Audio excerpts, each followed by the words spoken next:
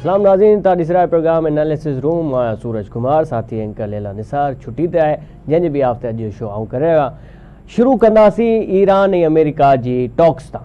यानी Donald Trump हाणे ई कुझु देरि पहिरियां जेका आहे हिकु अमेरिकी अख़बार खे इंटरव्यू ॾिनो, जंहिंमें हुन चयो त कुझु ई घंटनि में, कुझु ई कलाकनि में अमेरिका जे वाइस प्रेसिडेंट जो जहाज़ पाकिस्तान पहुचण वारो आहे। यानी उहो ट्वीट, उहा ॻाल्हि ॿोल जंहिंजी असां सभई जेका इंतज़ारु बि कयो त ट्रंप कॾहिं थो ऐलान करे त जेडी वेंस जेको वाइस प्रेसिडेंट आहिनि अमेरिका जा, उहो पाकिस्तान अचनि पिया। त हाणे उन्हनि जेका इहो तस्दीक करे छॾी आहे त जेडी वेंस निकिरी चुको आहे अमेरिका मां ऐं कुझु ई कलाकनि में पाकिस्तान पहुचण वारो आहे। हिन ते असां ॻाल्हि ॿोल कंदासीं। उनखां अलावा ट्रंप इहो बि चयो आहे त अगरि को ब्रेक थ्रू थिए थो इन ॻाल्हियुनि में त उहो बि ईरानी क़यादत सां जेका आहे ॻाल्हि ॿोल करे सघे थो, मुलाक़ात करे सघे थो। इन खां अलावा इहो बि चयो ट्रंप त इहो मुज़ाकरात आहिनि, को मज़ा कोन्हे ऐं या को रांदि कोन्हे, इहो हलंदा। यानी हिकु ॾींहं में या ॿ टे ॾींहंनि में को जेको हल नथो निकिरी सघे, इहो जेको हिकिड़ो सिलसिलो उहो हलंदो रहंदो। हिन ते असां ॻाल्हि कंदासीं। त गॾोगॾु जेका जरगो हिन वक़्तु लॻियल आहे सखर में मेयर ऐं जतोई टकरार जो, उन ते बि असां ॻाल्हि कंदा त उनजी अपडेट छा आहे। अॼु ऐं सुभाणे इहो जारी रहंदो। सभ खां पहिरियां ईरान ऐं अमेरिका जी हिन नेगोसिएशन ते ॻाल्हि ॿोल कई हूंदा। इमदाद साहब असां गॾु मौजूदु आहिनि, सीनियर सहाफ़ी तज़ निगाह। साईं, हाणे जेका आहे उहा ॻाल्हि ॿोल, उहा ट्वीट जेका आहे असां सभिनी जंहिंजो इंतज़ारु बि कयो त कॾहिं तो अमेरिका अनाउंस करे त जेडी वेंस वापसि वरी पाकिस्तान अचे पियो, त उहो उन्हनि अनाउंसमेंट करे छॾी ऐं कुझु ई कलाकनि में हाणे जेका आहे जेडी वेंस जो जहाज़ पाकिस्तान पहुचण वारो आहे। छा चवंदा साईं? महिरबानी पंहिंजो सूरज। ॾिसो, ही जेका सूरत हाल आहे हिकिड़ी रोलर कोस्टर टाइप बणियल आहे। थोरी थोरी देरि में सूरत हाल तब्दील थिए पई। अॼु ॿिनि पहिरनि जो थियो, अचानक लॻो त जहिड़ो कर ॻाल्हियूं न थींदियूं, छाकाणि त ईरान जेको तर्जुमान हुयो परॾेही वज़ारत जो इस्माइल बकाई, उन्हनि मीडिया टॉक कई। उन्हनि चयो त छाकाणि त अमेरिका जेको आहे उहो अपना हुर्मुज़ में अञा ताईं ख़िलाफ़तियूं करे थो पियो पंहिंजो जंगबदीअ जो, ऐं उन्हनि हवालो ॾिनो उन्हनि जो जेको जहाज़, ईरानी जहाज़ जेको आहे तास्को, उनखे ईरान अमरीकी फ़ौजुनि कब्ज़े में वरितो। उनखां पोइ चयो त असांजो कोई इरादो कोन्हे फ़िलहाल ॻाल्हियुनि में वञण जो। उनखां पोइ पंहिंजो ख़बरूं आयूं, राइटर्स इहा ख़बर ॾिनी त पाकिस्तान जो जेको फील्ड मार्शल आहे आसिम मुनीर, उन्हनि राब्तो कयो आहे डोनाल्ड ट्रंप सां, ऐं डोनाल्ड ट्रंप उन्हनि खे इहा यकीन ॾियानी कराई आहे त जेको अपना हुर्मुज़ में नाकाबंदी आहे उहा ख़तमु कई वेंदी। छाकाणि त हाणे ईरान जी शर्त इहा आहे अमेरिका जेको आहे उतां पंहिंजूं फ़ौजूं हटाए अपना हुर्मुज़, छाकाणि त ईरान जो ई आहे त उनजे करे उनखे अमेरिका खे को हक़ कोन्हे त उते नाकाबंदी करे।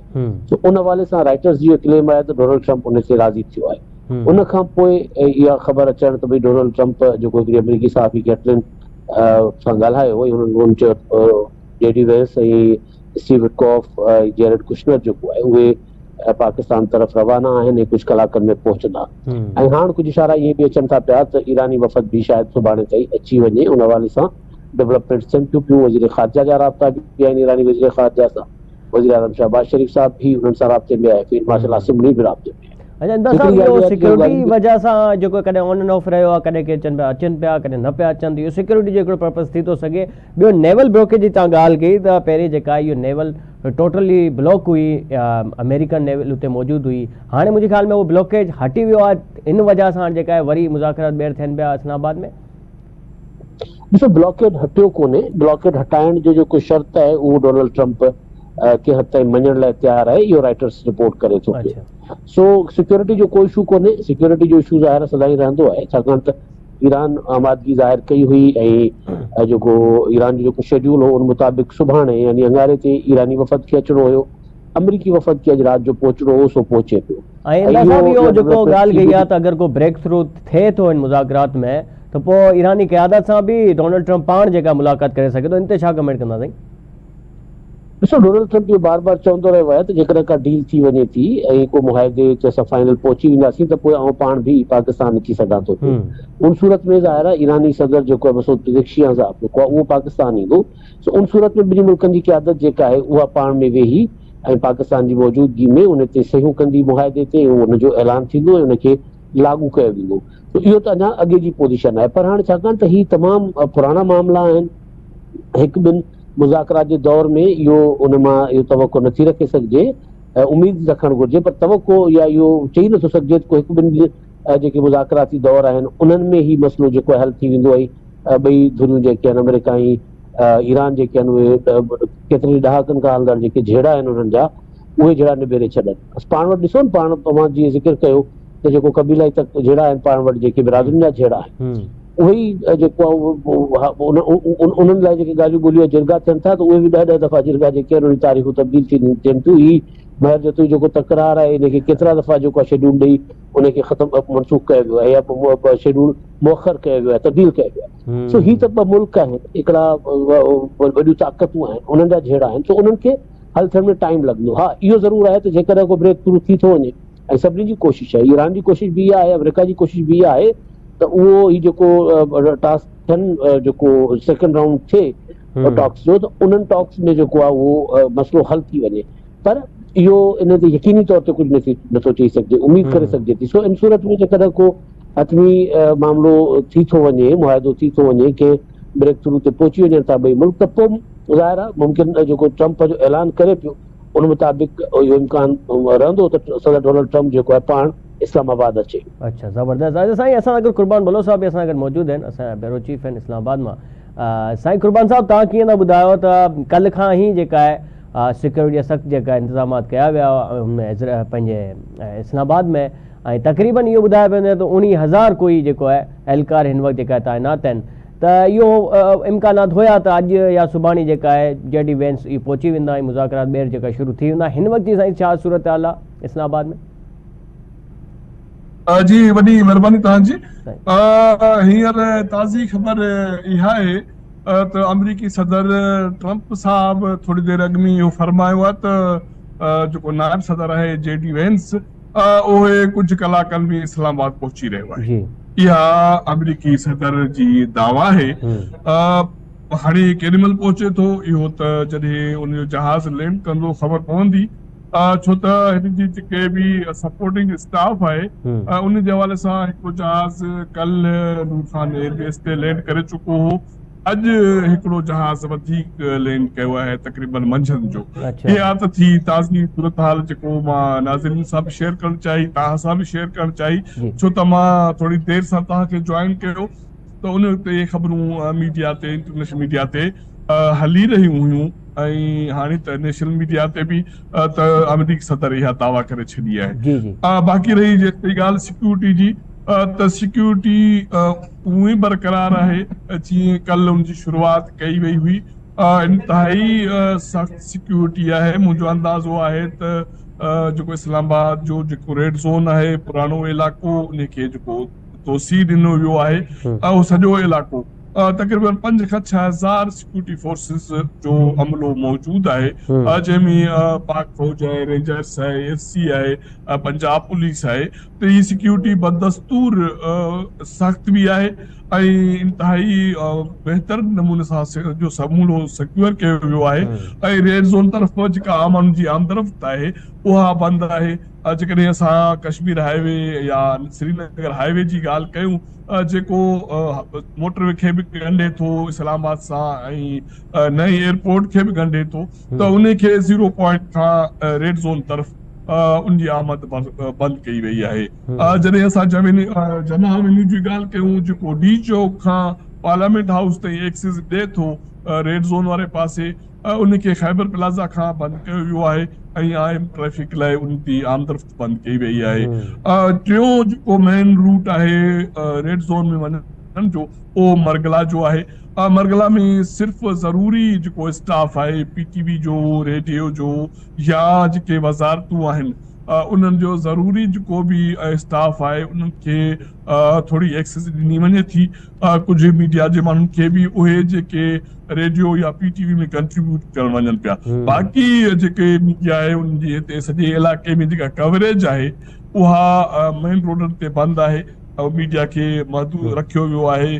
खैबर प्लाज़ा वठी ॾिनी वई आहे या ॿिए हंधि हू पंहिंजी जो कवरेज कनि पिया। सो इहा सूरत हाल आहे। जेसिताईं मीडिया जी जेको सेंटर आहे उन हवाले सां गुज़िरियल भेरे जे भेट में वधीक बहितर उपाउ वरिता विया आहिनि। पोइ ईअं त जेके हाणे जेके मीडिया टीम्स आहिनि, जिन जो इदारनि सां राब्तो आहे, या हू बीट या पॉलिटिकल ऐं फॉरेन ऑफिस जी कनि था, त उन्हनि जे नुमाइंदनि खां इदारनि जो कार्ड, उनजो पंहिंजो CNIC कार्ड नंबर, पंहिंजा फोटो उहे PID प्रेस इंफॉर्मेशन डिपार्टमेंट तरफां 3 ॾींहं अॻु में वरिता विया हुआ जीअं जीअं ही प्रोसेस शुरू थिए या उन्हनि खे एक्सेस ॾियणो आहे कन्वेंशन सेंटर में उनखे सिक्योरिटी पासिस जारी करण जो अमल आहे ही समूरा बंदोबस्तनि उहे बरक़रार आहिनि। हाणे अमरीकी सदर जी ही दावा बि अची वई आहे जेतोणीक जेको ईरान जो परदेही तर्जुमान आहे उनजो त इहो चवणु आहे त अमरीका जेके उसूल तय कया उनजी ख़िलाफ़ वर्जी कई आहे या नाकाबंदी कई आहे ॻाल्हियुनि में न पिया अचूं पर सदर ट्रंप त इन दावा करे पियो त ॻाल्हियूं थियणियूं संजीदा ॻाल्हियूं थियणियूं सभु कुझु ठीकु आहे ऐं ज़रूरत पई त मां ईरानी क़यादत सां मिलण लाइ तयारु आहियां। हाणे इहो त वक़्तु ॿुधाईंदो त हू जेको कुझु चवे पियो उहो केतिरो उनमें सदाकत आहे छो त उन जूं ॻाल्हियूं जेके आहिनि उनमें कंहिं महिल कीअं त कंहिं महिल कीअं वारी जेका सूरत हाल आहे उन ते त कुझु चई नथो सघिजे। हाँ न सही ॻाल्हि आहे बिल्कुलु। गुरबान साहब इहो गैर मुल्की मीडिया जो बि अचण जो सिलसिलो जेका उहो बि शुरू थी चुको हूंदो यकीनन पीपल्स पार्टी क़यादत बि हिन दफ़े उते मौजूदु आहे थी सघे थो का मुलाक़ात थिए वाइस प्रेसिडेंट अमेरिका सां छो त लास्ट टाइम पाण ॾिठो त सदर आसिफ ज़रदारी साहब बि सिंध में मौजूदु आहे बिलावल साहब बि हिते ई मौजूदु आहे हिन दफ़े कोई मुलाक़ात थी सघे थी पीपल्स पार्टी जी क़यादत जी? कोई बि अनाउंस्ड शेड्यूल कोन्हे ऐलानियल को शेड्यूल कोन्हे हिकिड़ी शइ जेका ऐवान सदर मां या सदारती ऐवान मां जारी थियो उन हवाले सां मां कुझु मूंखे जो अंदाज़ो एज़ अ पॉलिटिकल जेको सहाफ़ी मां करे सघां थो तो कुझु सवाल उथारिया विया मीडिया तरफ़ां माण्हुनि तरफ़ां त गुज़िर भेरे सदर साहब हिते मौजूदु छो बिल्कुलु उन हवाले सां सदर जो जेको तर्जुमान आहे उन हिकिड़ो पीस उन ग्रुप में जारी कयो व्हाट्सएप ग्रुप में जंहिंमें चयो वियो त जेके बि अहिड़े क़िस्म जूं एक्टिविटीज़ आहिनि ऐवान सदर जूं उहे ऐवान सदर या तर्जुमान ईअं जारी नाहे कंदो उनजी इतलात ईअं नाहे मिलंदी जॾहिं शयूं मेच्योर थींदियूं उन शयूं थी वेंदियूं आहिनि त उहे पोइ ऐवान सदर मां बाज़ाब्ता तौर ते जारी कया वेंदा आहिनि। हाणे इहो उनखे इहा वज़ाहत ॾियण जी ज़रूरत छो महसूस थी उनजे तर्जुमान खे या उनजी मीडिया टीम खे उन्हनि इहा वज़ाहत बाक़ाइदे पंहिंजे ग्रुप में जेके बि उनजा मीडिया नुमाइंदा कवर कनि था उन्हनि जे ॼाण लाइ त उहे ॿुधाए सघनि था पर मुंहिंजे ख़्याल में फ़िलहाल हींअर ताईं ऐलानियल को बि अहिड़ो शेड्यूल कोन्हे जंहिंमें मुलाक़ात थिए। हींअर ताईं इतलात त सदर पाकिस्तान इस्लामाबाद में मौजूदु आहे बाक़ी पाकिस्तान पीपल्स पार्टी मां एज़ ए सियासी जमात उन जो कोई बि अहिड़ी क़िस्म जो अपडेट न ॾिनो वियो आहे ऐं मां त इहो चवंदुसि एज़ अ सहाफ़ी त पाकिस्तान पीपल्स पार्टी मुल्क जी एॾी वॾी जमात आहे पर उनजी मीडिया टीम कराची सिंध जी मूंखे ख़बर न आहे पर इस्लामाबाद में जेका मीडिया टीम आहे उहा साॻे ई डगर ते हले पई जेका 90 जे ॾहाके में हलंदी हुई त ही शइ थी वई हिनजी प्रेस रिलीज़ जारी कई वई उहा प्रेस रिलीज़ सुबुह वारी कंहिं मीटिंग जी शाम जो मीडिया खे जारी कई वई उन्हनि जो इहो ई अमल आहे। हींअर मीडिया जे हवाले सां सियासी जमातूं जेके बि इदारा जिते पहुता आहिनि उनमें हेक्टिक जो मामलो अची वियो आहे त हेॾा मुलाक़ात थी न आहे हेॾा टिकर विया न हेॾा वीडियो जारी सही ॻाल्हि गुरबान साहब असां सां गॾु रहियो असांखे इमदाद साहब बि मौजूदु आहे इमदाद साहब खे पुछूं था इमदाद साहब वॾो जेको मसइलो हुयो यूरेनियम जो बि हुयो USA इहो बि चयो त यूरेनियम जेतिरी आहे उन्हनि जी उहा मुंतक़िल थिए USA ईरान चयो भई न असां इहो न कंदासीं इहो बि असांखे सम्झाइजो त कहिड़ा मुतालबा जेका आहे मञी चुकी आहे USA गवर्नमेंट ऐं कहिड़ा जेका आहे मञी सघे थी ऐं कहिड़ो अहिड़ो नुक़्तो आहे जंहिं ते अञा जेका आहे मसइलो आहे ऐं उहो डिस्कस थींदो इन मुज़ाकरात में। सूरज मूंखे इजाज़त ॾिजो थोरो जेको सदर ज़रदारी साहब वारी ॻाल्हि जेको सवाल मां कुर्बान साहब खां पुछी जी जी ज़रूरु इहो मूंखे सम्झ नथो अचे त इहो सवाल छो थो उथारियो वञे त ज़रदारी साहब मुलाक़ात कंदा या न कंदा या पोइ दफ़े असल ॻाल्हि ही बायलैटरल इशू न आहे पाकिस्तान ऐं अमेरिका या पाकिस्तान ऐं ईरान जो मसइलो न आहे पाकिस्तान जो हिकिड़ो किरदारु आहे सालसी वारो सदर मुमलिकत सरबराह मुमलिकत आहे उन जॻह ते आसिफ ज़रदारी हुजे उन जॻह ते को ॿियो हुजे त उनजो इहो जेको प्रोटोकॉल या उनजो जेको डेकोरम आहे उहो न आहे त जेकॾहिं ॿाहिरियां वफ़द अचनि था अमेरिका में नायब सदर अचे थो सदर साहब लाइ लाज़मी आहे त उन सां मुलाक़ात करे ही रियासत जा फ़ैसिला हूंदा आहिनि डेकोरम खे नज़र में रखी कया वेंदा आहिनि ऐं ॿियो ही बायलैटरल इशू न आहे त इनखे सवाल जेको माण्हू कंदड़ आहिनि उहे हरूभरू जेको ख़बर ठाहिण वारी जेका कोशिशि कंदा आहिनि उन्हनि खे जेकॾहिं डेकोरम या उनजी ख़बर न आहे त उन हवाले सां बाक़ी जा कुर्बान साहब ॻाल्हि कई उहा बिल्कुलु ठीकु आहे त पीपल्स पार्टी जो मीडिया सेल जेको आहे उहो अॼु बि मुअल घोड़े ते चढ़ियल आहे उन्हनि खे जदीद तक़ाज़ाउनि मुताबिक़ न पिया हलनि। हाणे पाण जेको तव्हांजो सवाल आहे यूरेनियम वारो ॾिसो असल में जेको मसइलो आहे, जेको फसाद जी जड़ आहे ज़ाहिर आहे, हाँ उहो जेको अमेरिका जी जेका पुराणी डिमांड आहे, जंहिं त हुननि पाबंदियूं लॻाए रखियूं आहिनि ईरान जे मथां, त ईरान जेको आहे उहो जोहरी ताक़त न थिए, ईरान हथियार न ठाहे। सो हाणे अमेरिका जी कोशिश इहा आहे त कंहिं तरीक़े सां जेका अमेरिका ईरान जी यूरेनियम आहे, हुन वटि अफ़ज़ोदा यूरेनियम आहे, उहो 450 किलोग्राम जो हुननि जो ख़्यालु आहे त अहिड़ी आहे जेका कुझु महीननि में कमु करे जंहिंमां उहो 8-10 के वॾा बम ठाहे सघनि था पिया, त उहा उन्हनि खां हासिल कजे। या जीअं डोनाल्ड ट्रम्प पोइ ॾींहंनि में पंहिंजो बयानु जारी कयो त बाबा उहा जेका यूरेनियम आहे, जेका असां हाणे मिटी में मिलाए छॾी आहे, असां मिटी बि उतां खणंदासीं, इहो हुननि 2 ॾींहं अॻु ट्वीट बि कयो हुयो, पंहिंजो ट्रुथ सोशल ते बयानु बि जारी कयो हुयो। ईरान को मञण लाइ तयारु कोन्हे। ईरान चए थो बाबा असांखे जेको असां NPT ते सही बि कई, असां IAEA जे इंस्पेक्टर्स खे जेको ओबामा सां मुआहिदो थियो उन में असां इंस्पेक्टर खे इजाज़त बि ॾिनी, उहे अचे ते असांजी निगरानी बि कनि पिया, असांजो कोई इरादो कोन्हे हथियार ठाहिण जो। अलबत्ता जेको सिविलियन मक़सदनि लाइ, बिजली ठाहिण लाइ, दवाऊं ठाहिण लाइ जेका यूरेनियम जी असांखे ज़रूरत आहे, जेका हद आहे इंटरनेशनली जेको हुनजी पंहिंजो स्टैंडर्ड आहे, उन मुताबिक़ असां उहा ठाहींदासीं। हाणे इन ते ई सॼो मामिलो पोइ दफ़े बि ख़राब थियो हुयो, हाणे बि इन ते ख़राब थी सघे थो, पर इन में ॿिन्ही धुरियुनि थोरी थोरी लचक ॾेखारी आहे। अमेरिका जेको आहे ईरान खे सिविलियन मक़सदनि ख़ातिर यूरेनियम हिकु लेवल ताईं स्टैंडर्ड जेको आहे उन ताईं अफ़ज़दा करण जी इजाज़त ॾेई सघे थो, ऐं ईरान जेको आहे, जेका हुनजी इनरिच थियल आहे 60% खां मथे यूरेनियम आहे, उनखे वरी उनजी जेका डी इनरिचमेंट चइजे या उनखे वरी घटि दर्जे ते खणी वञण वारो जेको आहे उहो मुआहिदो करे सघे थो, उनजी डील करे सघे थो पियो। हाणे इहो मामिलो आहे। उन खां पोइ बाक़ी मामला जेके आहिनि उहे बाक़ी बाय प्रोडक्ट आहिनि। आबना हुर्मुज़ जंग जी सूरत में बंदि थी, ईरान ते पाबंदियूं जेके आहिनि, जेकॾहिं ईरान सां अमेरिका जो यूरेनियम वारो मुआहिदो थी वञे थो, जंहिं बि शक्ल में थिए, ईरान जी शर्तुनि ते थिए, अमेरिका जी शर्तुनि ते थिए, त उन सूरत में पाबंदियूं बि हटी सघनि थियूं पियूं, त पोइ ज़ाहिर मुआहिदो थी वेंदो। असल शइ जेका आहे उहा आहे यूरेनियम वारो मामिलो, उहा आहे जोहरी ताक़त वारो मामिलो आहे, जोहरी तवानाई वारो मामिलो। उहो डिस्कस थींदो त पोइ बाक़ी मसला हल थी वेंदा। अच्छा, वॾी कुर्बान साहब तव्हांजी वॾी महिरबानी, तव्हां सां असां गॾु मौजूदु आहे, इमदाद साहब सां गॾु रहिजो। तव्हां ब्रेक था वठूं ऐं ब्रेक खां वापसि अचो।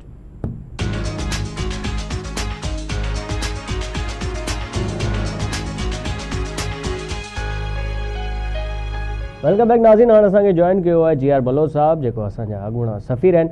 साईं, इहो ई तव्हां खां बि इहो ई सुवालु आहे त हाणे कुझु देरि पहिरियां जेका आहे डोनाल्ड ट्रम्प जेका आहे हिकु अमेरिकी अख़बार खे इंटरव्यू ॾिनो, जंहिंमें हुन दावा कयो त कुझु ई कलाकनि में JD वैंस जो जहाज़ जेका आहे पाकिस्तान पहुची वेंदो, पर ईरान तरफ़ां का इन शइ जी जेका तस्दीक़ कोन थी त उहे मुज़ाकरात करण लाइ पाकिस्तान अचनि पिया। हुननि त बल्कि अॼु सुबुह में जेका इनकार करे छॾियो आहे। त हाणे ईरान खे कहिड़े तरीक़े सां मञायो पियो वञे, पाकिस्तान जी कोशिशि था कीअं पिया ॾिसो, छा ईरान बि अॼु राति ताईं सुबुह ताईं पहुची वेंदो इन मुज़ाकरात में? जी, बेसिकली कुछ इतलात अहिड़ियूं आहिनि त जो जेका शर्त रखी आहे ईरान त नेगोशिएशन ते, जॾहिं अमेरिका ब्लॉकेट खे ख़तमु कंदो। ऐं तव्हांखे इतलाह जे लाइ हींअर ई ॻाल्हि थी आहे, टू सम कुझु सोर्स ॿुधाइनि था असांजे फील्ड मार्शल आसिम मुनीर साहब जी प्रेसिडेंट ट्रम्प सां त ही ब्लॉकेट ख़तमु कयो वञे ताकी नेगोशिएशन्स अॻिते वधनि। ऐं साॻी तरह सां ईरान जी लीडरशिप सां बि ॻाल्हि ॿोल थी आहे, एट हाईएस्ट लेवल प्रेसिडेंट सां ॻाल्हि थी आहे, प्राइम मिनिस्टर जी। त मूंखे ईअं लॻे थो त इनशाला इहो मसइलो हल थी वेंदो। मे बी ट्यूसडे ते न शुरू थी सघनि त वेनसडे ते थी वञनि, लेकिन फॉर श्योर जेके ही आहिनि ॻाल्हियूं से इनशाला शुरू थी।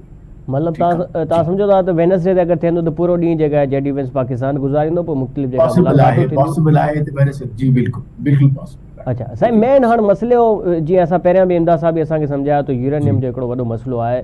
अमेरिका चाहे थो त असां पैसा त ॾियण लाइ तयारु आहियूं ईरान खे, जीअं ॿिया मुल्क आहिनि खलीज जा, जीअं सऊदी अरब आहे, कतर आहे, इन्हनि वटि भरपूर पैसा आहिनि, पर ताक़त जेको आहे उहो इज़राइल वटि हुजे हिन पूरे खिते में, उहो ईरान वटि न हुजे, यानी उहो एटॉमिक पावर न थियनि। त तव्हां साईं कीअं था सम्झो त ईरान इन शइ ते मञण लाइ तयारु आहे या थी सघे थो, या छा कुझु जेको आहे विच जो रस्तो निकिरी सघे थो? ॾिसो, जेसिताईं ताल्लुक़ आहे न्यूक्लियर पावर जो, उन ॻाल्हि ते ऑलरेडी हू फ़ैसिलो करे चुका आहिनि as a com, as a state. ऐं उन्हनि जे रहनुमा जेको स्पिरिचुअल लीडर ख़ामेनी हुन चयो आहे त असांजी टेक्नोलॉजी ज़रूरु हूंदी असां वटि न्यूक्लियर, लेकिन अमन जे लाइ हूंदी, कॾहिं बि असां वेपन न्यूक्लियर न कंदासीं, छाकाणि जो हू सम्झे थो त ही इंसानियत जे ख़िलाफ़ु आहे, ही अख़लाक़ियात जे ख़िलाफ़ु आहे। इन करे असां न्यूक्लियर पावर ज़रूरु हूंदासीं सिविल जे लाइ, टेक्नोलॉजी जे हवाले सां, साइंस टेक्नोलॉजी जे हवाले सां, बट एज ए वेपन असां वटि न हूंदो त पोइ उहो ख़तमु थी वियो सिलसिलो। हाणे हू जेको मसइलो रहिजी थो वञे इनरिच यूरेनियम जो, उन जे हवाले सां बि कंहिं हद ताईं हिननि जे विच में ॻाल्हि ॿोल थिए पई थी त जेकॾहिं NPT छाकाणि नॉन प्रोलिफरेशन ट्रीटी, उन जे तहत हिकिड़ी ख़ासि मिक़दार ताईं हू करे सघनि था पिया इनरिच, त हू चवनि था असां उन मुताबिक़ हलंदासीं, जंहिंजी पोइ वरी वेरिफिकेशन थींदी आहे डिफरेंट ऑर्गेनाइजेशन जेका आहे हिनजी आहे AEA उन जे इंटरनेशनल एटॉमिक एनर्जी कमीशन। त मूंखे लॻे इहा एजेंसी, मूंखे लॻे ईअं थो त इंशाअल्लाह ही मसइलो हल थी वेंदो ऐं पाकिस्तान जूं जेके कोशिशूं आहिनि, काविशूं आहिनि अमन जे लाइ, इंशाअल्लाह उहे कामयाब थींदियूं। ऐं हिन में डेफिनेटली वॾो रोल जेको आहे सो फील्ड मार्शल आसिम मुनीर साहब कयो आहे, प्रांतर साहब कयो आहे, ministry of foreign affairs. So most likely इंशाअल्लाह असांखे इहो नज़र ईंदो त इस्लामाबाद हिकिड़ो दरवाज़ो थींदो अमन जो, दुनिया जे अमन जो, हिते जे अमन जो। जय साहब असां गॾु ई रहिजो, असां गॾु इमदाद साहब बि मौजूदु आहिनि, सीनियर सहाफ़ी। इमदाद साहब, इज़राइल जो हिन सॼे मुज़ाकरात में छा रोल ॾिसो पिया, उहो जेका आहे मतिलबु उन्हनि जी गारंटी केरु खणंदो? यानी असां ॾिसंदा आहियूं पहिरियों बि मुज़ाकरात थींदा आहिनि, मुआहिदा बि थींदा आहिनि, पोइ वरी जॾहिं इज़राइल वरी को न को जेका किथे न किथे हमलो करे छॾंदो आहे, उहो भंजकड़ी कंदो आहे। हींअर बि लिबनान ते पहिरियां जेका इज़राइली हमला कया, उन जी गारंटी केरु खणंदो? इज़राइल खे क़ाबू में केरु कंदो? ॾिसो, इहो त पोइ अमेरिका ते छॾियो वेंदो, अमेरिका खे गारंटी खणणी पवंदी, इज़राइल खे गारंटी न खणंदो। जेकॾहिं ईरान जी गारंटी आहे त चई चीन खणण लाइ तयारु आहे, रूस बि खणी सघे थो, पाकिस्तान बि खणी सघे थो। उहा कमिटमेंट जेका थींदी पोइ हुन कमिटमेंट खे सभु पहिरियों ॾींदा। पर इसराइल जो जेको मां चयो आहे किरदारु, उहो सदाईं रहियो आहे स्पॉइलर जो। हींअर बि उहा कोशिशि करे पियो सॼे अमल खे जेको आहे सबोताज करे, उहा गारंटी अवल आख़िर अमेरिका खे खणणी आहे। ऐं जेकॾहिं सुभाणे इसराइल को मुआहिदो थिए थो ऐं हुनजी भंजकड़ी करे थो उन मुआहिदे जी, या ईरान जे मथां हमलो करे थो, इहो चई त असां ॿिनि मुल्कनि जो मामिलो आहे, त पोइ उहो ॿार अमेरिका जे मथां ईंदो। त अमेरिका जेको आहे उनखे पंहिंजे बेबी खे, ज़ाहिर हुनखे बेबी चयो वेंदो अमेरिका जो, उनखे हू शटअप कॉल ॾी। रिसेंटली बि मां ॾिसो त जॾहिं जेको थियो हुयो जंगबंदी थी हुई 8 अप्रैल ते, त जंगबंदी खां कुझु कलाकनि खां पोइ इसराइल लबनान ते हमला शुरू करे छॾिया हुआ। ऐं उन्हनि हमलनि खे जेको आहे उहो 2-3 ॾींहं अॻु जॾहिं field marshal Asim Munir Iran में हुया, तेहरान में हुआ 3 ॾींहंनि ताईं, त उते इहा शर्त हुई उन्हनि जी त पहिरियों ई हमला बंदि करायो। ऐं इवन डोनाल्ड ट्रम्प बि इहो तस्लीम करण लाइ तयारु न हो त को जेकी ही जंगबंदी आहे हुन में इसराइल लबनान हुनजो हिसो आहिनि। पर पोइ ट्रम्प खे इहा ॻाल्हि मञणी पई, मञण खां पोइ हुनखे ट्वीट करणो पियो, इहो बि चवणो पियो त हू इसराइल खे चई छॾियो आहे त enough is enough. So Israel जेको आहे उहो जेको कुझु करे थो उहो अमेरिका जे ॾंड, अमेरिका जे आशीर्वाद ते करे थो, या वरी इवन अमेरिका खे मिसयूज़ करण लाइ करे थो, या अमेरिका जी जेकी कोशिशूं जेकॾहिं नेकनीयती सां जेकॾहिं डोनाल्ड ट्रम्प का कोशिशि करे बि थो त हुनखे सबोताज करण जी कोशिशि करे थो। त उहो सॼो जेको आहे उहा गारंटी दुनिया में सवाइ अमेरिका जे मुंहिंजो न आहे ख़्याल त को ॿियो मुल्क खणी सघे थो। इवन अवां ॾिसो जून जी जेका जंग हुई उहा इसराइल हमला कया हुआ ईरान जे मथां। उन खां पोइ हुन जंग में आख़िरी ख़तमु करण लाइ जॾहिं इसराइल खे मार पई अमेरिका ईरान जे हथां, त पोइ अमेरिका खे अची हुनखे रेस्क्यू करणो पियो। ऐं अमेरिका अची जेको आहे B2 इस्तेमालु कया, इहो ऐलान कयो त बाबा असां हिननि जो जेको जोहरी प्रोग्राम ख़तमु करे छॾियो आहे, तबाह करे छॾियो आहे। त उहो अमेरिका अचे हुनखे रेस्क्यू कयो। सो हाणे इहो अमेरिका ई आहे जेको इन जंग खे या जेको इसराइल जो जेको जारियाना रवैयो आहे उनजी गारंटी ॾिए त इसराइल ॿीहर का खिते में का शरारत न कंदो या कंहिं मुल्क ते हमला न कंदो। हिन वक़्तु बि अवां ॾिसो जेका ही जंग आहे 28 फरवरी खां शुरू थी आहे, उन जंग में जेको नेटो आहे उहो इसराइल जे अगेंस्ट बीठो आहे। बर्तानिया, जर्मन, फ्रांस, इहे सभु मुल्क जेके आहिनि उहे हिन जंग में इन जे करे कोन कुॾिया आहिनि। त उन्हनि चयो आहे त इहा जंग न को अमेरिका जी हुई ऐं नई वरी असांजी जंग आहे जो असां हिन में साथ ॾियूं। सो इहो अमेरिका खे ई करिणो पवंदो। ॿियो को मुल्क जेको आहे इसराइल जी न गारंटी ॾियण जी पोज़ीशन में आहे, न को ॾेई सघे थो, न को ॾेई अमल कराए सघे थो। अमेरिका ई कराए सघे थो, अमेरिका जी गारंटी करणी पवंदी। अच्छा जिया साहब, तव्हांखे कींदो लॻे अॼु जेका बयानु ॾिनो आहे पाकिस्तान में जेका ईरानी सफ़ीर आहिनि उन्हनि चयो आहे त ईरान खे कंहिं बि क़िस्म जो धमकाए करे को बि नाजाइज़ जेका मुतालबा उहे नथा तव्हां मञाए सघो, त अहिड़ा कहिड़ा जेका आहे नाजाइज़ मुतालबा तव्हां सम्झो था जेको अमेरिका चाहे पियो ईरान मञी वठे? ॾिसो, हुननि चयो आहे त जेको वरी बि इनरिचमेंट ते ॻाल्हि थी अची वञे, हुन चयो आहे 0 इनरिचमेंट नंबर 1 जेका हालत आहे उहो 3.4 ताईं इनरिचमेंट अंडर द NPT करे सघे नंबर 1। नंबर 2 जेको इनरिच थियल आहे हुननि वटि तक़रीबन 440 किलोग्राम, उहो कंहिं टीं धुर खे ॾिनो वञे या असां खणी वञूं। बेसिकली ट्रम्प चाहे थो त इहा हिकिड़ी ट्रॉफी मां खणी वञा त बि ॾिसो मां एग्रीमेंट लहरायां पंहिंजे प्रेस कॉन्फ्रेंस में, त ॾिसो मां जेको हुन खां खसे आयो आहियां उहो इनरिच्ड यूरेनियम। त उहो हिकिड़ो को सोवरेनिटी जो सवाल पैदा थिए थो ईरान जे लाइ। ईरान जो इहो मौक़िफ़ आहे त असांजो सॉवरन राइट आहे त जेको कानून मुताबिक़ आहे, इंटरनेशनल कानून जी इजाज़त ॾिए थो enrichment जी 3.4 अंडर द NPT, असां उहो कंदासीं। That you can not snatch. ऐं हिन में को जाइज़ बाए ॻाल्हि आहे त छो? ॾिसो, वॾो असांखे सवाल इहो करणु घुरिजे सभिनी मीडिया वारनि खे, त इज़राइल खे छो कंदा पकड़नि जंहिं वटि ऑलरेडी तक़रीबन 80 खां 100 बम आहे। न सिर्फ़ु टेक्नोलॉजी आहे but it's a nuclear bloody state. नंढड़ी हिकिड़ी स्टेट आहे उनजो, ऐं सॼी मुल्क सॼे मिडल ईस्ट खे उन पंहिंजी बमनि जे करे जेको आहे सो करे छॾियो आहे, ब्लैकमेल कयो आहे। एक्चुअली वक़्तु अची वियो आहे त दुनिया खे उनजे ख़िलाफ़ एक्शन खणणु घुरिजे, इज़राइल जे ख़िलाफ़ उनजे ख़िलाफ़ पाबंदियूं लॻणु घुरिजनि, उनजी जेको न्यूक्लियर आहे उनखे न्यूट्रलाइज़ करणु घुरिजे, उन मथां मॉनिटर्स वेहणु घुरिजनि, छाकाणि जो उनजे इन न्यूक्लियर पावर जे करे ई हू सभिनी खे ब्लैकमेल करे वेठो आहे मिडल ईस्ट में। सो हाणे आई थिंक ध्यानु जेको दुनिया जो ऐं मिडल ईस्ट मां जेके ईरान जे बजाए हींअर हाणे इज़राइल ते हुअणु घुरिजे। हाँ साईं, तव्हां बि थोरो असांजे व्यूअर्स खे बि सम्झायो त आख़िर इज़राइल ते एतिरो हल्को हथु छो पियो रखियो वञे, ईरान ते ई सभिनी नज़रूं आहिनि, उहो ठाहिनि पिया था न्यूक्लियर पावर। इहा त ॻाल्हि ॾाढी वाज़े आहे त इज़राइल जो जेको लॉबी आहे ज़ायनिस्ट, उनजो तमामु वॾो ग़लबो आहे US जे तमामु सिस्टम ते, मीडिया ते, उनजे पॉलिटिकल पार्टीज़ ते, उनजी गवर्नमेंट जी इंस्टीट्यूशन्स ते, हत्ता कि जेके सिक्योरिटी एजेंसीज़ आहे उनजे अंदरि बि उनजा माण्हू वेठा आहिनि। सो पोइ तव्हां इन जो अंदाज़ो कोन था लॻाए सघूं। पाण there are one or two books on that, the Israeli lobby, John Hames जो आहे हिकिड़ो किताब आहे इन टाइटल सां, उनखे पढ़ो तव्हां नज़र थो अचे त छा केतिरो मैनिपुलेट करे सघे थो इज़राइल US जे। ऐं हींअर बि ॾिसो, हीअ जेका जंग मड़ी वई आहे ईरान ते, सा अमेरिका जी जंग न आहे या इज़राइल जी जंग हुई, इहा नेतन्याहू जी, बल्कि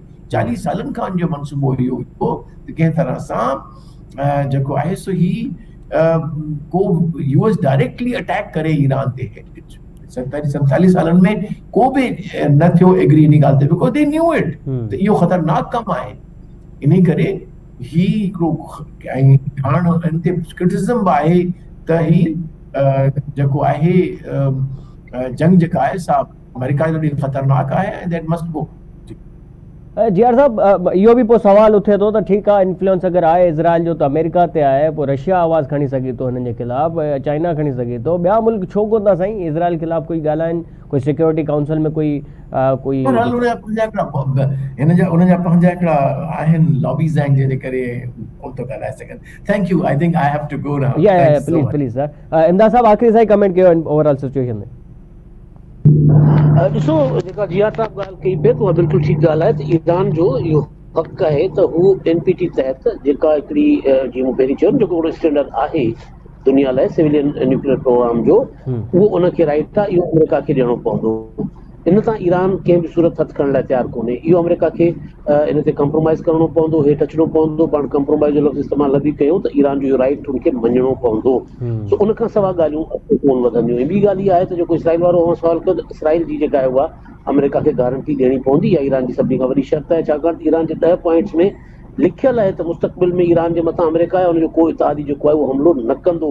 इन मुस्तक़बिल में मुकमल ताहयात जेका जंगबंदी जेका आहे उहा थियणु घुरिजे। इहे शयूं आहिनि टेबल ते थींदियूं त पोइ हुन मां कुझु गिव एंड टेक थींदो, पर जेके ॿ वॾियूं शयूं आहिनि उहे मुंहिंजो ख़्यालु आहे त ईरान विथड्रॉ न कंदो। ठीकु आहे साईं, वॾी महिरबानी इमदाद साहब तव्हांजी, GR बलो साहब तव्हांजी, असांजे प्रोग्राम में तव्हां पंहिंजो वक़्तु कढियो। नाज़रीन, त ब्रेक वठंदो आहे, ब्रेक खां पोइ जेको जरगो हिन वक़्तु वेठल आहे सखर में मेयर ऐं जतोई तकरार लाइ, ऐं कोशिशूं कयूं पिया हिननि अमन जेका आहे क़ाइमु थिए, छाकाणि त वॾी तादाद में जानियूं ज़ाया थियूं आहिनि हिननि इलाइक़नि में, चाहे घोटकी हुजे, सखर हुजे, शिकारपुर हुजे। त इन जिरगे जी छा अपडेट आहे इहो तव्हांखे असां ॿुधाईंदासीं ब्रेक खां पोइ।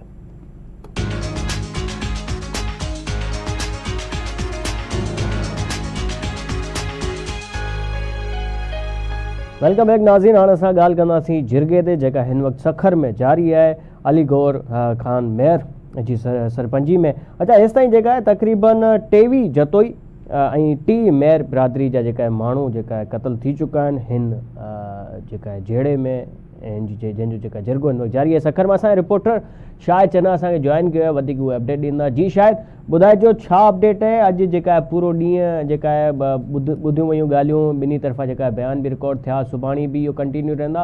अॼु जी छा जेका सूरत हाल आहे, छा अपडेट आहे? बिल्कुलु, सखर में जेको हिन वक़्तु जरगो जारी आहे। 56 खां वधीक हयातियूं गिरकाईंदड़ महर ऐं जतोई खूनी तकरार जे निबरण जो पहिरियों मरहलो सखर हाउस में जेको आहे उहो जारी आहे। हिन वक़्तु सुबुह खां तक़रीबन 8 खां 9 कलाकनि वारो जेको सिलसिलो आहे उहो जारी आहे। शिकारपुर ज़िलनि सां 56 खां वधीक इंसानी जानियूं गिरकाईंदड़ महर जतोई खूनी तकरार जे जरगो जेको पहिरें मरहले में हिन वक़्तु जारी आहे, जिते मुख़्तलिफ़ धुरियुनि जूं ॻाल्हियूं ॿुधी संदन बयान रिकॉर्ड करे कलमबद्ध कया पिया वञनि। महर जतोई बिरादरनि विच में हलंदड़ खूनरेज़ी तकरारनि जे ख़ात्मे लाइ सरदार अली गोर खान महर ऐं सरदार डॉक्टर इब्राहिम खान जतोई जी सरपरस्ती हेठि सखर जे सर्किट हाउस में जरगो सुबुह खां जारी आहे, जिते ॿिन्हिनि धुरियुनि खे धार धार ॿुधी संदन मौक़िफ़ कलमबंद कया पिया वञनि। सुबुह खां वठी लॻभॻि 8 कलाक गुज़रण बावजूदि पहिरें मरहले में बयान रिकॉर्ड करण जो अमल हिन वक़्तु बि मां ॿुधायां त जारी आहे, जॾहिं त सरपंच पारां इम्कान इहो ज़ाहिर कयो पियो वञे त अॼु ई समूरियुनि धुरियुनि जा बयान जेके आहिनि मुकमल करे जेका आहे उहो फतवा जारी कई वेंदी। जेकॾहिं ईअं न थी सघियो त सुभाणे ॿिए मरहले में बाक़ी रहियल धुरियुनि जूं ॻाल्हियूं ॿुधी नतीजा मुर्तकिब करे हतमी फ़ैसिलो जारी कयो वेंदो। मां इहो वाज़े कयां त हिन खूनी तकरार में हेल ताईं 56 खां वधीक क़ीमती इंसानी जानियूं जेके आहिनि उहे ज़ाया थी चुकियूं आहिनि, जॾहिं त केतिरा ई माण्हू ज़ख़्मी पिणु थिया आहिनि। मुतासिरनि जो तालुक़ सखर ज़िले जे तालुके पने अकल रज़ा ॻोठ खान जतोई कचे वारनि इलाइक़नि सां आहे, जॾहिं त शिकारपुर ज़िले जे चक रुस्तम शाह बेलो अलफ कचो खानपुर ऐं ॿियनि इलाइक़नि सां पिणु धुरियूं तालुक़ रखनि थियूं। समूरियूं धुरियूं सुबुह खां सर्किट हाउस में हिन वक़्त ताईं मौजूदु आहिनि। धुरियूं जरगे जे सरपंच जे फ़ैसिले जो बेचैनी सां इंतज़ारु करे रहियूं आहिनि। धुरियुनि जो चवणु आहे त माज़ी में बि फ़ैसिला थिया, पर उन्हनि ते अमल दरामद न थियण सबबि कुझु अरसे बाद ॿीहर तकरार जनम वठंदो रहियो। इहो सवाल मुंहिंजो त इहो हिन ते जेका अमल करणु वॾो मुश्किल थी वेंदो आहे। अॻे बि फ़ैसिला थिया आहिनि पर अमल कोन थींदो आहे। हिकु त इहो जरगो कराइण ई मतिलबु नौबत ई छो थी अचे असांखे, जॾहिं पाण वटि अदालतूं बि आहिनि, असांजी पुलिस बि, असांजो पूरो कानून आहे, आईन आहे असांजो, उनजे बावजूदि बि असां जरगो बि करायूं था। हा, इहो पोइ वरी जवाबु थो अचे त जॾहिं को हिकिड़ो नंढो को ॾोह थिए थो, उन ते का इंसाफ़ नथो मिले त पोइ बाहि अञा वधे थी, वरी बदिले जी जेका चाह पैदा थिए थी, पोइ उन में ॿियो खून थो थिए, ॿियो जेका गुनाह थो थिए, ईअं ई वधंदो थो रहे। तकरार जेका आहे तमामु वॾो थी थो वञे। पोइ आख़िर में वञी करे जॾहिं एतिरियूं जानियूं था ॿुधायो पिया, 56 माण्हू मरी विया, कल्ह 7 जेका आहे क़ौमनि जूं जेका उन्हनि जो बि हलियो पियो जरगो, उहो बि बेनतीजा रहियो, उन्हनि जी बि का फतवा जारी कोन थी सघी आहे। उन्हनि जा तक़रीबन 106 खां वधीक साईं जानियूं वयूं आहिनि। त पोइ असांजो कानून किथे बीठल आहे, असांजी पुलिस किथे बीठल आहे, टोटली नाकाम थी चुकी आहे, छा था सम्झो साईं? बिल्कुलु, इहा तव्हां जेका ॻाल्हि कई आहे इन में को शक न आहे, या दुरुस्त आहे त जेकॾहिं रियासत जी रट क़ाइमु हुजे ऐं पुलिस पंहिंजो कमु करे कानून ते अमल दरामद थिए त शायदि ही जेके हेॾा हाञा थियनि था, हेॾा माण्हू क़तल थियनि था, अहिड़ा जेके वाक़िया आहिनि इहे हिन इलाइक़नि में न अचंदा। हिन वक़्तु बि माण्हुनि जो इहो ई चवणु आहे त फ़ैसिले में मुक़ररु कयल जेके एवज़ो जेको मुक़ररु कयो वञे थो, धुरियूं वरी उन्हनि खां पोइ उहो जेको मुक़ररु थियल एवज़ो आहे उहो धुरियुनि खे नथो मिले। फ़ैसिला त थी था वञनि, माण्हू खीरखंड थी था वञनि, पंहिंजनि इलाइक़नि में वापसि हलिया था वञनि, तकरार बि ख़तमु कुझु ॾींहंनि ताईं या कुझु वक़्त लाइ थी था वञनि, पर धुरियूं हिक ॿिए खे जेके आहिनि उहे एवज़ा न भरनि ॾियनि थियूं। उन खां पोइ इहे वाक़िया बि पेश अचनि था, जंहिंमें फ़ैसिला बि नाकाम थियनि था। ऐं ॿियो बि साईं शायदि हिकिड़ो अजीबो ग़रीब असां कुझु वीडियोज़ बि अहिड़ियूं ॾिठियूं, यानी उहे कातिल धाड़ियल जंहिं ते 50-50 70 केसिस आहिनि, उन्हनि खे वीको डालनि में जेका वठियो वञे, नया कपिड़ा उन्हनि खे पातल आहिनि, एसी मां उहे लहनि था, ऐं जंहिं तरीक़े सां उहे लही करे हथु जोड़े करे माण्हुनि जो जेको आजिया कंदा, उन्हनि सां मिलनि था, मतिलबु जंहिं तरीक़े सां ईअं थो लॻे कोई धुरंधर मूवी ऐं वॾो को खेज खटे करे उहे अचंदा, यानी असांजो टोटली सिस्टम ई फेल आहे साईं। उहे माण्हू जेको 70 माण्हू खे मारे करे उहे कातिल आहिनि, उन्हनि ते एॾा केसिस आहिनि, ऐं खसीस असां को चोर या डकैत को पकड़ूं था जेके चोरी कई, उन्हनि ते पुलिस जेको आहे 3rd क्लास उन्हनि ते उहो बाक़ाइदा तशदुद कंदी आहे। यानी असांजो पूरो सिस्टम ई सिंध में अंदरि ख़राबु लॻो पियो आहे न साईं। ॾिसो, इहे जेके धुरियूं ऐं उन्हनि धुरियुनि जा जेके धाड़ियल आहिनि उहे हिते सर्किट हाउस में वॾे प्रोटोकॉल में पुलिस जी कस्टडी में पहुचाया विया ऐं उहे फ्रंट गाॾियुनि जे फ्रंट सीटुनि तां लथा ऐं पंहिंजे बिरादरी जे माण्हुनि खे हथ लोॾींदा जेके उहे इशारा कंदा रहिया ऐं भाकुर पाए मिलंदा रहिया। या त ईअं खणी चइजे त जॾहिं उन्हनि धाड़ेलनि खे ऐं उन्हनि ॾोहारियुनि खे एॾो प्रोटोकॉल मिलंदो ऐं एॾी सूरताल जेका आहे उहा साम्हूं ईंदी त यकीनन अॻिते हली करे उन जा नतीजा जेके आहिनि उहे इंतिहाई ख़राबु नज़र ईंदा। छो त ॾिसो जॾहिं इंसान मां ख़ौफ़ ख़तम थो थी वञे ऐं ही जेके माण्हू हुया आहियो उन्हनि इलाइक़नि जो ख़ौफ़ वारी अलामत सम्झा वेंदा हुया। ही अलाए केतिरनि क़तल अलाए केतिरनि अगवा बराए भुंग जे केसनि में बि पुलिस खे घुरियो। पर हिन दफ़े जेका असांखे नज़र अचे थी त रिट जेका आहे रियासत जी क़ाइमु थी आहे उन खां पोइ सरदारनि बि धुरियुनि खे पाबंद बणायो आहे ऐं रियासत बि इन हवाले सां जेको आहे उहो एक्शन खयो आहे। जेके ऑपरेशनियूं थियनि पियूं मुख़्तलिफ़ इलाइक़नि में कचनि में जिते जिते धाड़ेल। अच्छा, शायदि इहो ॿुधाइजो अॼु जे जिरगे में जेका आहे उते जी पुलिस, उते जो SSP DSP इहे बि मौजूदु हुया, DC IC? न, इंतिज़ामिया जो को अहिड़ो माण्हू कोन आयो, पर हा इंतिज़ामिया जो को पुलिस जी जेका नफ़री आहे उहा मौजूदु आहे ऐं ASP सिटी सखर जेको आहे उहो जेको आहे उन सॼनि मामलनि खे सिक्योरिटी या इंतिज़ामनि खे ॾिसे पियो। पर पुलिस जो त सिर्फ़ु सिक्योरिटी ॾियण ई वारो कमु आहे। असुल ॻाल्हि आहे त जन धुरियुनि जो गुज़िरियल ॾिघे अरसे खां जेको तकरार हले पियो, इनखे खूनी तकरार इन जे कारण चऊं था त हीअ सिर्फ़ु खून ई थींदा रहिया आहिनि, माण्हू ई इन्हनि झगड़नि में मरंदा रहिया आहिनि ऐं ख़ुशहालियूं उन्हनि इलाइक़नि मां ख़तमु थी वियूं, उहे इलाइक़ा तबाह थी विया। उन जी वॾो सबबु इहो हुयो त जेके खूनी तकरारनि खे कॾहिं बि रियासत या पुलिस या कानून जेको आहे उहो कोन कराए सघी, न वरी जेके अॻु फ़ैसिला थिया साधारण फ़ैसिला कया उन्हनि ते अमल दरामद थियो। पर हिन दफ़े जेका सूरताल असांखे नज़र अचे पई, गुज़िरियल 3 ॾींहंनि खां असां सख जे सर्किट हाउस में कवरेज कयूं पिया धुरियुनि जी, ऐं गुज़िरियल ॾींहुं जेको बिना नतीजनि जे 2 ॾींहंनि वारो जेको जरगो हुयो ऐं ॻाल्हियूं हुयूं 7 बिरादरियुनि जूं, जंहिंजो तालुक़ु सिर्फ़ु हिकु ई ज़िले घोटकी सां, हाँ, जंहिंमें शर बिरादरी जा लॻभॻि जंहिंमें जेका 40 माण्हू क़तल थिया, जंहिंमें 35 खां वधीक जेको आहे सिलरा क़तल थिया आहिनि, जंहिंमें 22 खां वधीक जेका आहे भुटा ऐं 81 खां वधीक जेका माण्हू ज़ख़्मी आहिनि। कई माण्हू ई क़तल थियनि था, ज़ख़्मी थियनि था, पर कंहिंखे का परवाह न आहे। वरी जिरगा था लॻनि, वरी जेका आहे मुज़ाकरात था थियनि, वरी का अमल उन ते थिए नथो। साईं वॾी महिरबानी।